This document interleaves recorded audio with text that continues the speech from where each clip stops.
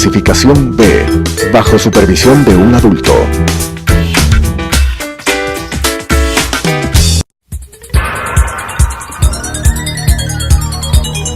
Las opiniones vertidas en este espacio por la producción y dirección del programa son de exclusiva responsabilidad de sus autores y de quienes intervienen en ellos.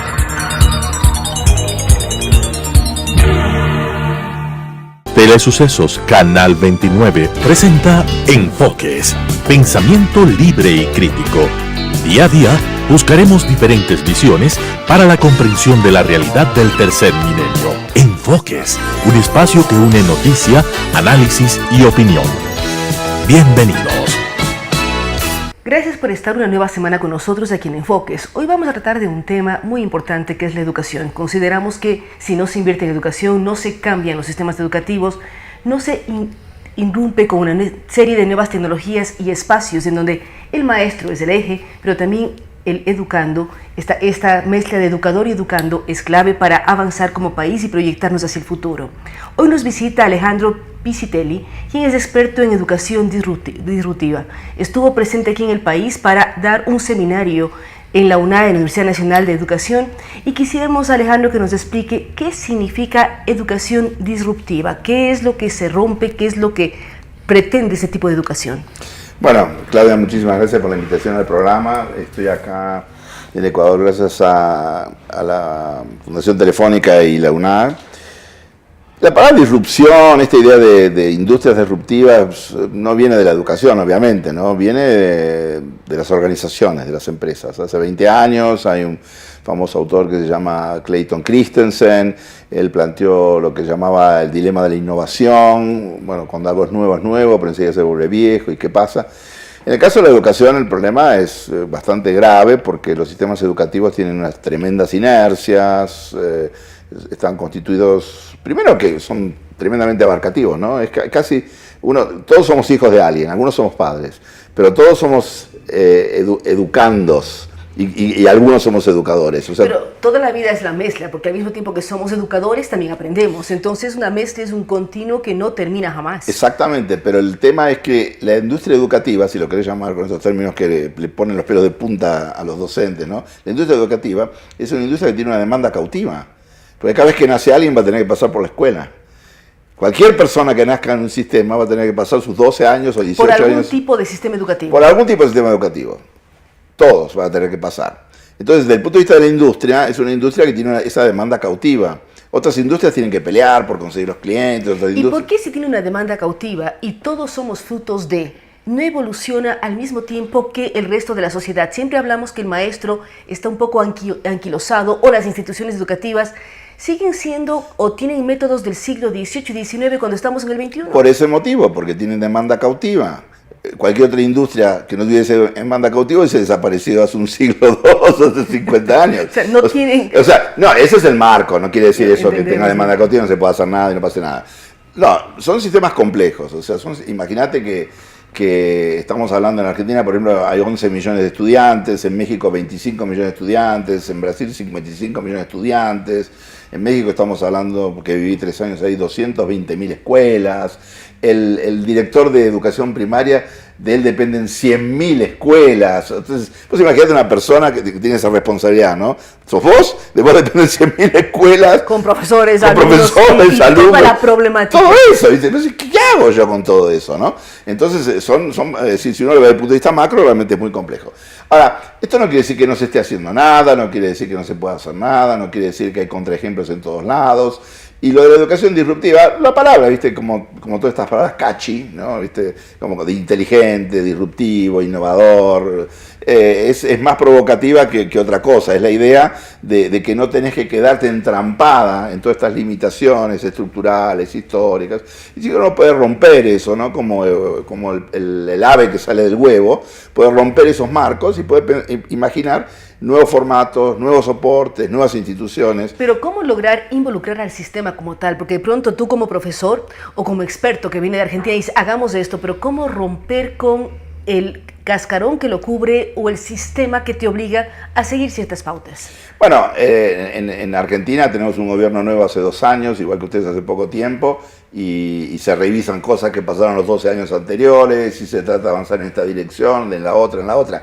Hay muchos caminos, o sea, no hay una fórmula integral, porque cuando vos querés hacer la fórmula integral, te quedan 2 posibilidades: o destruís todo lo que tenés, que es imposible, o decís que no se puede hacer nada, porque no puedes empezar todo desde cero todo el tiempo.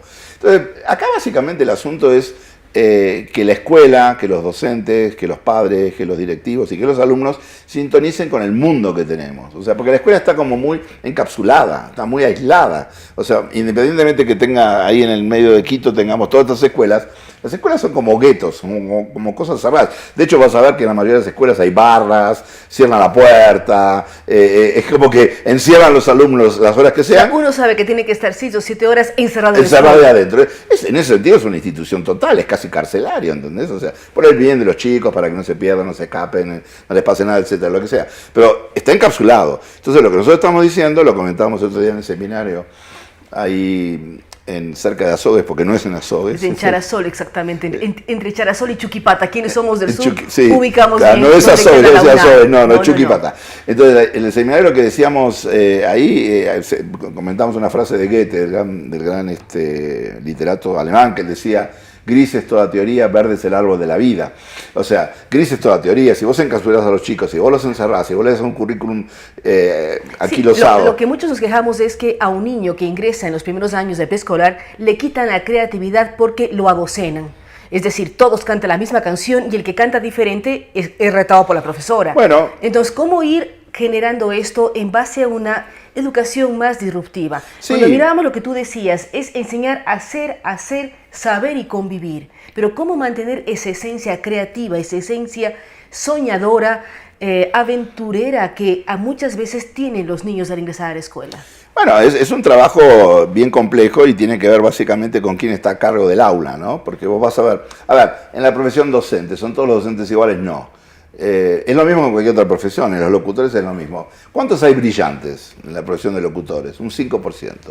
¿Cuántos hay buenos en total? Un 15%. ¿Y el resto? Y el resto hace lo que puede, lo que le enseñaron, etc. Y eso se nota, hay una pirámide. Los docentes es lo mismo. Tenés 5% de docentes brillantes, maravillosos, extraordinarios. Entonces, como vos no podés a esos otros 85 olvidarte de ellos, lo que necesitas es qué herramientas puedes usar, qué metodologías puedes usar, qué inducción puedes usar, qué provocaciones. De hecho, lo que hicimos en el seminario, en Chuquipata, fue básicamente mostrarles a los docentes que tienen mucha más libertad creativa, mucha libertad de moverse aún dentro de los marcos del currículum, de las paredes cerradas, para que ellos vuelvan a ser los chicos que fueron y para que puedan conectarse con los alumnos de otro lugar, que no sea el poder, la imposición, el obligarlos. ¿Y cómo enseñar al docente del siglo XXI a trabajar con herramientas básicas de las nuevas tecnologías? Porque a veces miramos en la escuelita pequeña, hay un poco de miedo del docente de involucrarse con nuevas tecnologías, porque lógicamente Google sabe más que cualquier docente del mundo. Sí, ahora eso, mira, es relativo, porque muchos de los docentes en su casa son tecnológicos y en la escuela se destecnologizan.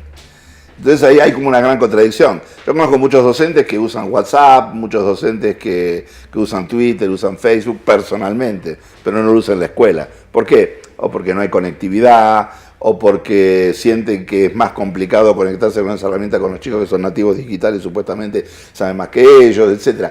Ahora, lo que hablábamos mucho en el seminario, que acá no es un problema de enseñarles aptitudes, enseñarles Facebook, Twitter, enseñarles el manejo de tecnología. Es un problema de actitud, no es de aptitud. Por lo que tenés que rediseñar es la actitud del docente. ¿Y en qué consiste la actitud del docente? Básicamente decían, ¿cómo se puede definir qué es educación disruptiva? Es una pedagogía de la escucha. Es aprender a escuchar de nuevo. Cuando vos eras chiquito, vos eras chiquita, yo era chiquito, ¿qué? ¿Por qué? ¿Por qué? ¿Cómo? ¿Qué? ¿Dónde? Tocaba, hacías de todo, ¿no? Después empezaste a quedarte más quieta, como lo decías vos hace un rato, y dijiste, no hay que asomar la cabeza, pues te la cortan, si sos diferente. Es que es mucho ¿no? más cómodo sumarse al montón Exactamente. que ser disruptivo y preguntón, Bueno, como el ejemplo que pones, y por qué, y cómo funciona, claro, y a qué se debe. Hay un proceso de normalización que está muy estudiado, que tiene que ver con un montón de factores, pero digamos, ¿cómo vos haces para, en definitiva, romper la caja negra? La escuela es una caja negra. Es un bloque de cemento en la mayoría de los casos. Entonces, ¿cómo rompes? ¿Cómo descajanegrizar? ¿Cómo abrir la caja negra? Entonces, el docente tiene que hacer, lo que comentamos al final, decíamos, uno no ve las cosas como son, sino como uno es.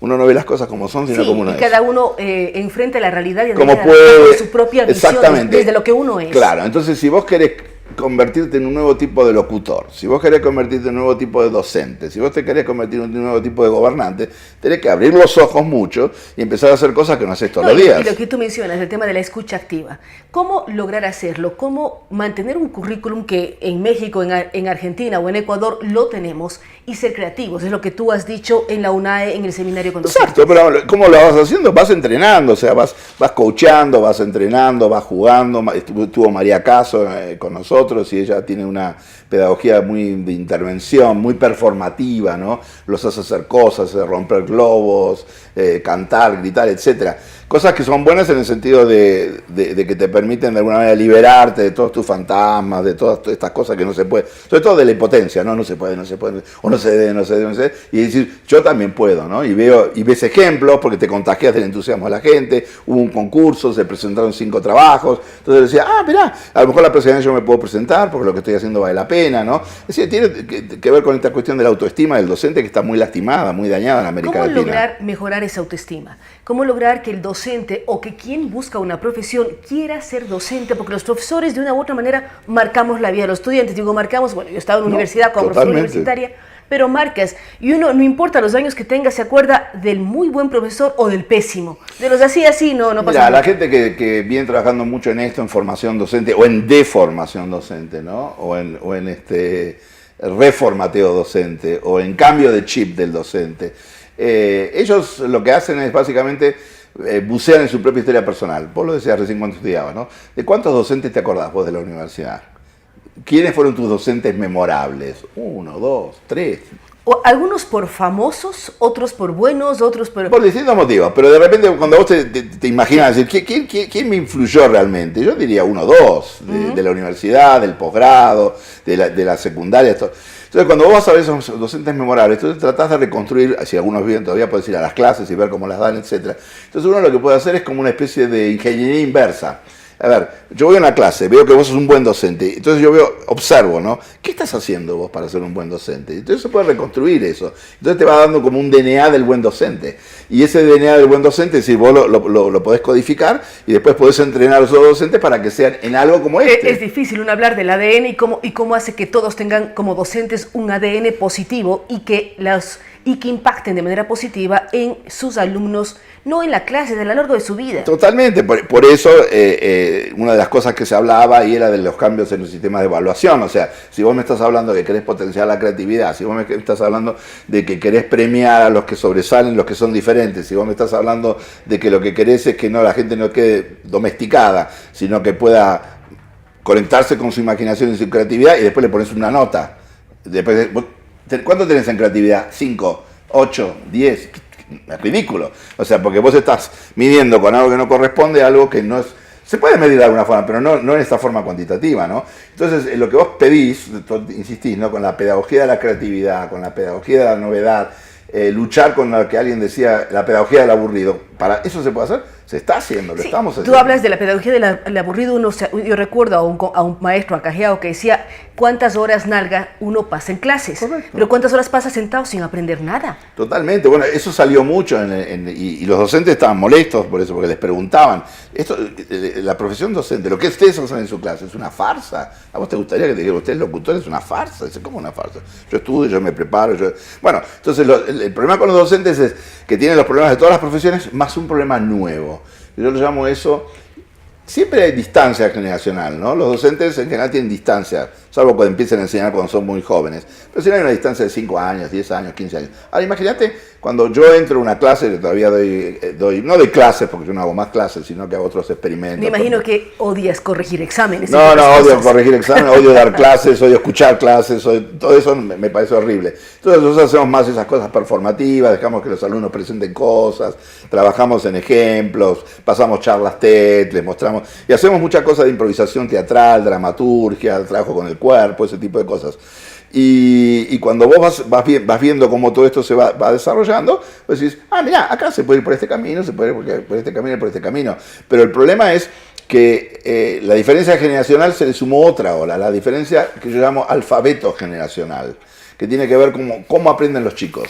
Nosotros aprendíamos de dos maneras. Informalmente, que no valía mucho, porque era hasta el jardín de infantes, tocar, ensuciarse, aprender. Después te sentaban en la filita y te ponían así derechito, y 18 años sentadito, ¿no? Mirando para adelante. Los chicos de hoy no aguantan eso. Y aparte están conectados todo el tiempo. Entonces entra todo este mundo, ¿viste? De la hiperconectividad, de lo digital, de los celulares, de la tecnología.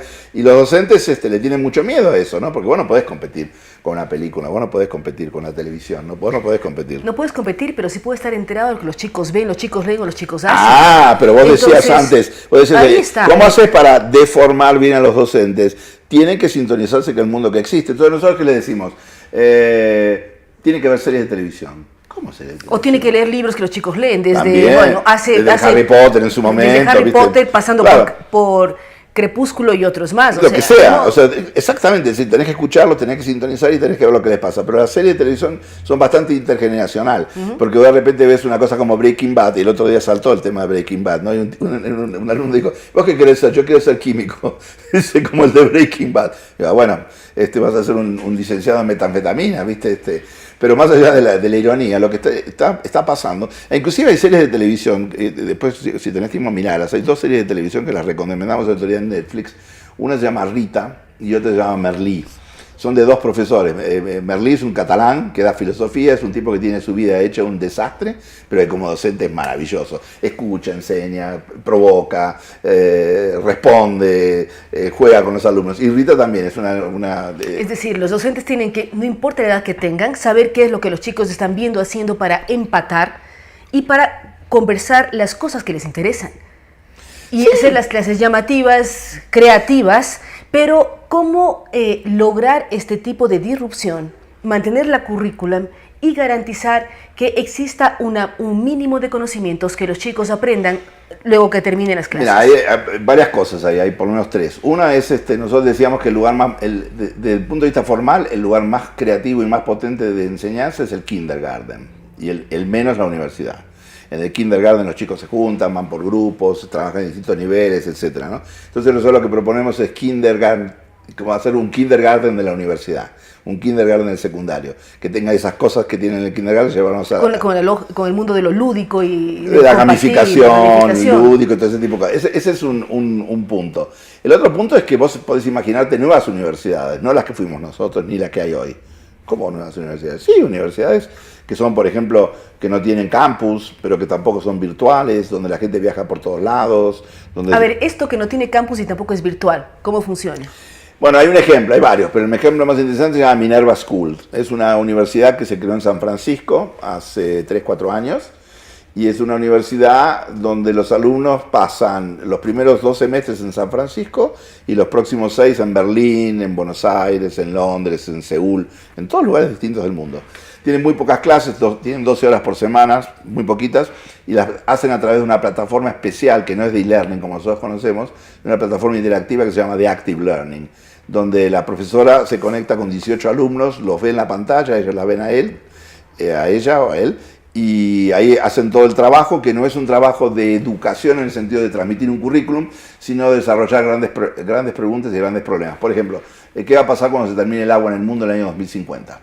Esa es la clase de hoy. Y los alumnos tienen que empezar a investigar, y contestar en 1 hora y media, y hay quizzes, y hay conversaciones, confrontaciones, y vos estás de acuerdo, y vos no estás de acuerdo, y todo queda grabado, queda todo registrado. Eso es una analítica. Cuando termina la clase, la profesora no da clases, sino que tiene un guión de 15 páginas que va siguiendo para llevar la conversación y llevar la información, y los productos que se obtienen son espectaculares. Ya acaba de salir un piensa, libro. 18 jóvenes más la profesora dialogando de un tema de actualidad o de futuro, o análisis de temas históricos, ayuda a tener muchas visiones del mismo tema. Correcto, y encima estos chicos son de todos, hay como de 40 países distintos, porque son de todo el mundo.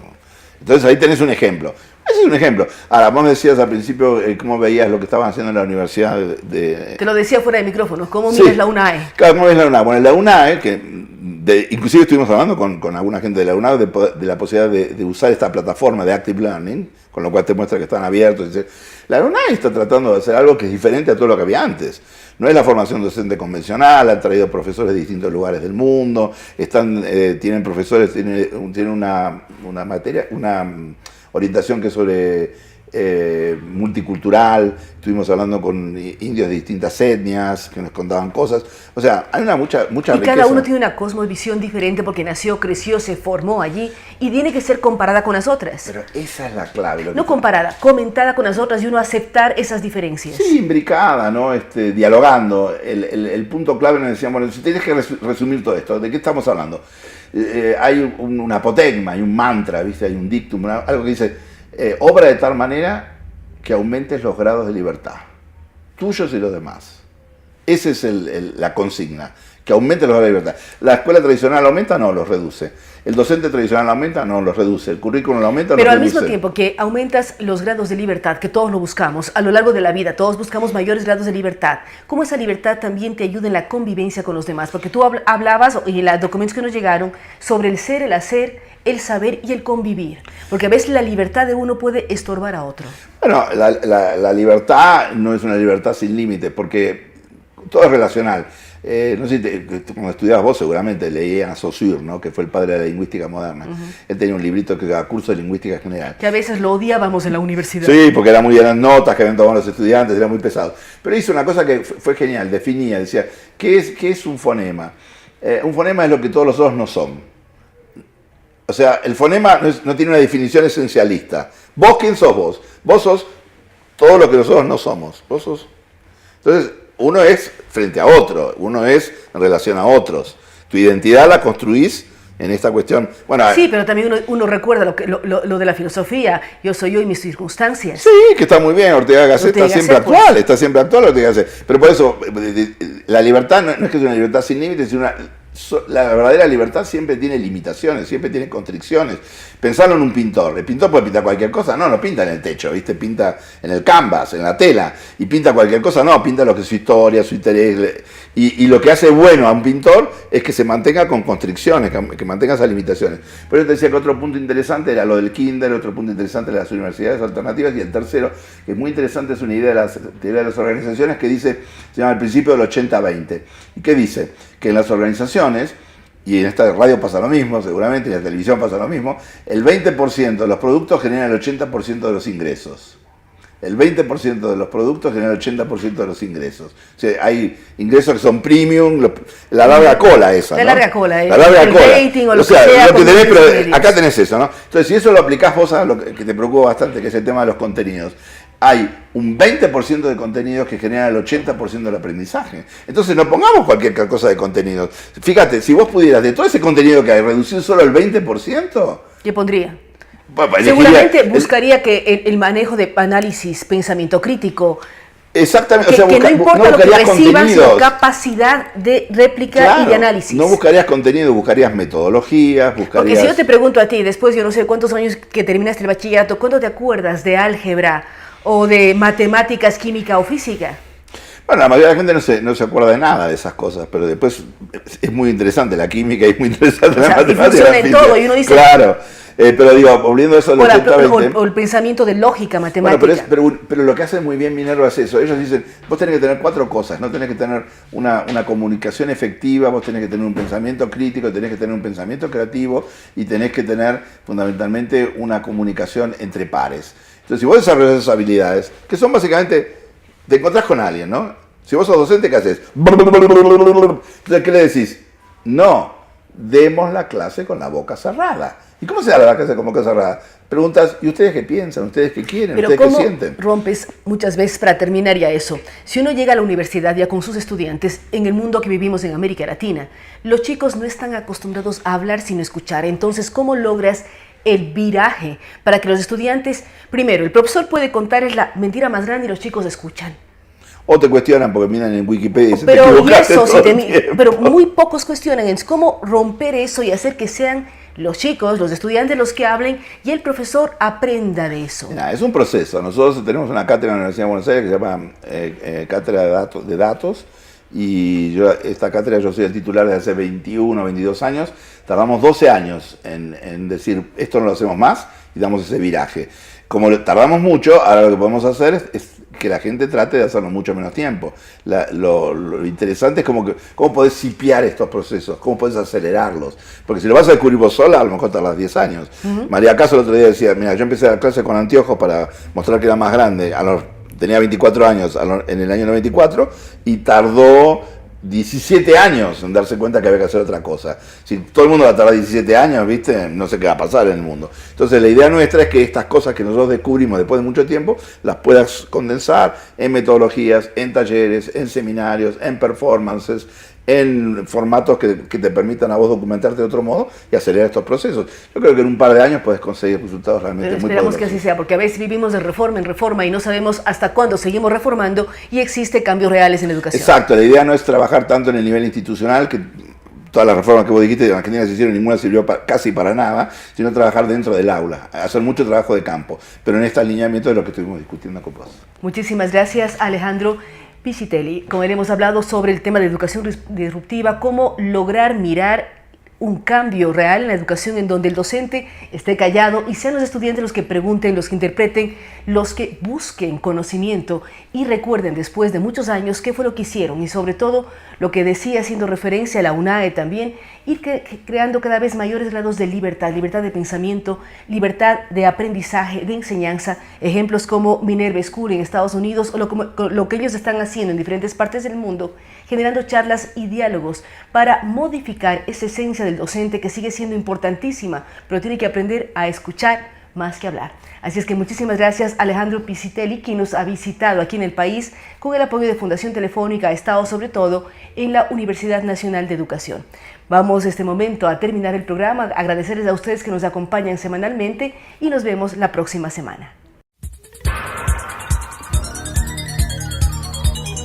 Las opiniones vertidas en este espacio por la producción y dirección del programa son de exclusiva responsabilidad de sus autores y de quienes intervienen en ellos.